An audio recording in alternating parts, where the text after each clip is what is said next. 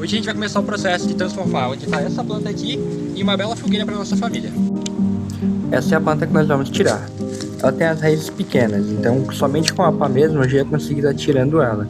Fui cavando ao redor e consegui tirar ela praticamente inteira, porque a gente quer estar plantando ela em algum outro lugar para estar enfeitando o nosso jardim. Eu cavei mais ou menos uns 30 centímetros na terra para estar colocando os tijolinhos. Não vai nada de concreto nessa fogueira, vai somente fixada com o barro mesmo e os tijolos. Depois disso eu cavei ao redor para fazer um acabamento em cima. Eu precisava de terra, então eu fui tirando para estar colocando os tijolinhos por cima para dar todo o acabamento e ficar muito bonitinha. Se liga só no resultado. E o que você achou da nossa fogueira?